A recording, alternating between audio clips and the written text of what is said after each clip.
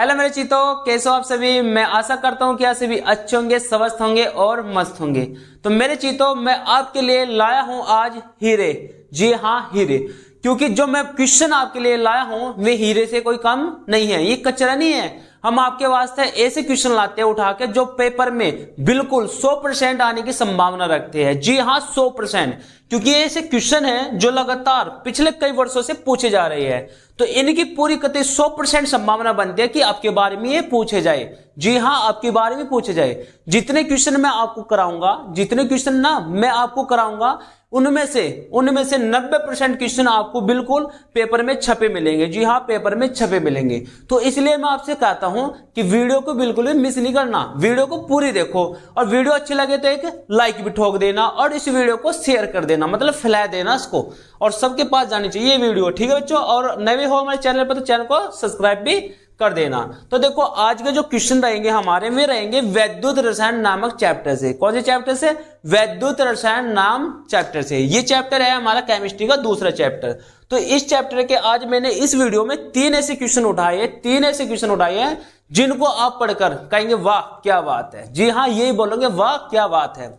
तो क्वेश्चन नहीं है, ये हमारा हीरा है, हीरा। ठीक है, हम आपके वास्ते कोई कचरे नहीं लाते उठा के कि कुछ भी लाए और कुछ भी आपको पढ़ा दिया। नहीं, हम आपके वास्ते हीरे लाते हैं, मतलब क्वेश्चन ऐसे लाते हैं जो पेपर में 100% आते हैं। ठीक है, तो चलो बिना देरी के शुरू करते हैं। तो क्वेश्चन है हमारा, सबसे पहले जो प्रश्न है वो है निम्नलिखित का अर्थ स्पष्ट कीजिए। मतलब दो हमारे पास बिंदु है, दो हमारे पास हेडिंग है, उनका क्या करना है, हमें उनके बारे में लिखना है, मतलब उनका अर्थ स्पष्ट करने हैं।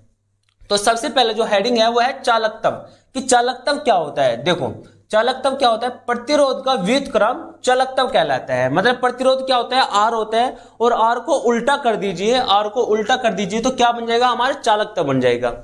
इसे डेल्टा, इसे कैपिटल जी से प्रदर्शित करते हैं। मतलब इसे हम क्या लिखते हैं? कैपिटल जी लिखते हैं। तो कैपिटल जी बराबर क्या हो जाएगा? 1/r। क्या हो जाएगा? 1/r। और हमारे चालक तब का हो जाता है काम तमाम। क्या हो जाता है? काम तमाम। बस आपको चालक तब जब भी पूछा जाए, चालक तब जब भी पूछा जाए तो आप लोगों को इतना ही लिखना है। ठीक है, उसके बाद क्या पूछेगा? सेल नेतांक। कि सेल नेतांक क्या होता है? अब इसको देख लेते हैं। किसी सेल के दोनों इलेक्ट्रोडों के बीच की दूरी मतलब L तथा पृष्ठीय क्षेत्रफल के अनुपात को सेल स्थिरांक कहते हैं। इसे G स्टार से प्रदर्शित करते हैं। किससे प्रदर्शित करते हैं? G स्टार से। देखो, जो हमारा सेल होता है ना, उसमें दो इलेक्ट्रोड होते हैं, एक माइनस का इलेक्ट्रोड होता है, एक प्लस का इलेक्ट्रोड होता है। तो माइनस और प्लस का जो इलेक्ट्रोड है उनकी जो बीच की दूरी है और जो उनका पृष्ठीय क्षेत्रफल है, उनके अनुपात को हम क्या कहते हैं? सेल स्थिरांक कहते हैं। तो G स्टार बराबर क्या हो जाएगा? L/A। L/A। L क्या होती है? दूरी होती है, और A क्या होता है? हमारा क्षेत्रफल होता है। तो सेल स्थिरांक भी हमारा हो जाता है खत्म, मतलब काम तमाम हो जाता है सेल स्थिरांक का भी। तो सेल स्थिरांक के बारे में आपको इतना ही लिखना है। अब अगला क्वेश्चन देख लेते हैं। क्वेश्चन ऐसे हैं कि पढ़ने के बाद मजे आ जाएंगे। ठीक है भैया, बिल्कुल 100%। मैं गारंटी लेता हूं कि 100% आपके एग्जाम में आएंगे, बिल्कुल आएंगे। ठीक है, उसके बाद देख लेते हैं सेकंड क्वेश्चन क्या कहते हैं। सेकंड है निम्नलिखित सेलों के मानक EMF का मतलब होता है विद्युत वाहक बल। क्या पूछ रहा है? विद्युत वाहक बल। यह कह दीजिए, आप कह दीजिए क्या EMF को हम क्या कह सकते हैं? और सेल विवो भी कह सकते हैं, मानक सेल विवो। ठीक है, की गणना कीजिए। अब हमारे पास ये कोई सेल है Zn2+, लवण सेतु Zn2+ और Cu2+ और Cu। अब इसमें दिया है हमारा E0 Zn के लिए माइनस के 0.76 वोल्ट तथा E0 कोफर के लिए कितना दिया है? प्लस के 0.334 वोल्ट। अब इसको हल कर लीजिए। देखो, हमारे पास एक फॉर्मूला होता है, ये फॉर्मूला आपको याद रखना है कि EMF बराबर होता है E0 कॉपर माइनस के E0 जिंक। ठीक है, मतलब शुरू में प्लस वाला रखना है, यहां से वैल्यू प्लस वाला शुरू में रखना है और फिर माइनस वाला रखना है, बीच में एक माइनस लगाना है। ठीक है, तो शुरू में हम ये वाली प्लस वाली वैल्यू यहां पर रख देंगे उठा के, चलो भाई रख दी। उसके बाद माइनस लगाएंगे क्योंकि फॉर्मूले में हमारा माइनस है, चलो लगा दी। फिर ये वाली वैल्यू रखेंगे, माइनस वाली ब्रैकेट रख के माइनस में वैल्यू रख देंगे। अब क्या होता है? माइनस से जैसे माइनस की माइनस में गुना होती है, जैसे माइनस की माइनस में गुना होती है तो क्या हो जाता है? वो प्लस हो जाता है। तो माइनस माइनस में गुना करके क्या हो जाएगा? प्लस हो जाएगा। चलो भैया, अब इनको जैसे ही दोनों को जोड़ोगे तो कितना आएगा? 1.10 वोल्ट आएगा। 1.10 वोल्ट आएगा। तो EMF की वैल्यू कितनी आएगी? EMF की वैल्यू कितनी रहेगी 1.10 वोल्ट, ठीक है। और ये है मानक, आपको ध्यान रखना कौन सा है मानक, आपको मानक भी लिखना है यहां पर, मानक EMF, ठीक है। यहां पर भी आप मानक लगाओ, ये थोड़ा मिस्टेक हो गया, तो यहां पर हमें सबने क्या लिखना है मानक लिखना है, और यहाँ पे आपने मानक लिखना है, ठीक है। उसके बाद देख लेते हैं अगला क्वेश्चन, जो बिल्कुल सबसे बेहतरीन क्वेश्चन है, जो पेपर में बिल्कुल आने वाला है, बिल्कुल छाप लीजिए आप, बिल्कुल आएगा 100%। अब क्वेश्चन है नष्ट समीकरण लिखिए, क्या लिखना है नष्ट समीकरण लिखना है, तथा उसकी एक उपयोगिता भी बताइए कि इसको उपयोग कहां होता है।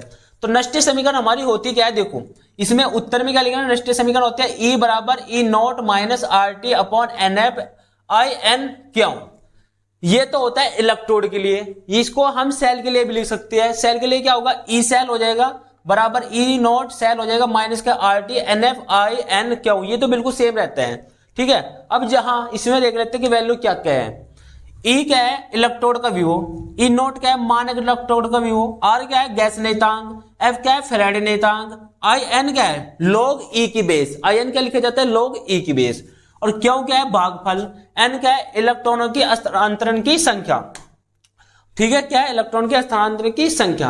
और जो इसमें T है, T क्या होता है, T होता है टेम्परेचर तापमान, ठीक है। तो पहले ये समीकरण लिखनी है, इस समीकरण में जितने भी हमारे आपको दिख रहे लिखे हैं, जैसे E हो गया E0 हो गया R होगा T होगा, तो जहां लिखा है हेडिंग लगाकर, जहां लिखा है हेडिंग लगाकर इनके बारे में आपको लिखना है कि ये क्या क्या है। जैसे E हो गया इलेक्ट्रोड विभव, E0 हो गया मानक इलेक्ट्रोड विभव, है ना, गैस हो गया हमारा, R होगा गैस नेतांक, तो इनके बारे में इसे यहाँ पर लिखना है जा करके, ठीक है बच्चों। उसके बाद इसका उपयोग देख लेते हैं, एक उपयोग लिखना है, तो उपयोग देखो इलेक्ट्रोड का इलेक्ट्रोड विभव ज्ञात करने में इसका उपयोग होता है, मतलब इलेक्ट्रोड का इलेक्ट्रोड विभव ज्ञात करने में इसका उपयोग होता है। तो ये हो जाएगा इसकी एक उपयोगिता, क्या हो जाएगी एक उपयोगिता। बस इतना क्वेश्चन इतने लिखना है। ये वाला जो क्वेश्चन है ना, ये 2 नंबर का क्वेश्चन है, ये वाला भी क्वेश्चन कितना है 2 नंबर का क्वेश्चन है, और ये वाला क्वेश्चन भी कितना है 2 नंबर का क्वेश्चन है। तो सारे टोटल मिला कर हो जाते हैं 6 नंबर के क्वेश्चन। तो ये सारा जो हमारा सिस्टम है, सारे जो क्वेश्चन है ये हमारे 6 नंबर के है, और मैं बिल्कुल गारंटी लेता हूं कि बिल्कुल 90% का 99% चांस है कि बिल्कुल आपको जैसे मैंने आपको करा, जैसे क्वेश्चन आपको यहां दिख रहे हैं, ऐसे ही क्वेश्चन आपको बोर्ड एग्जाम में बिल्कुल छपे मिलेंगे, ठीक है बच्चों। तो बच्चों यदि वीडियो अच्छी लगी तो वीडियो को एक लाइक ठोक दो, और इस वीडियो को फैला दो, और ये चैनल को सब्सक्राइब कर दो।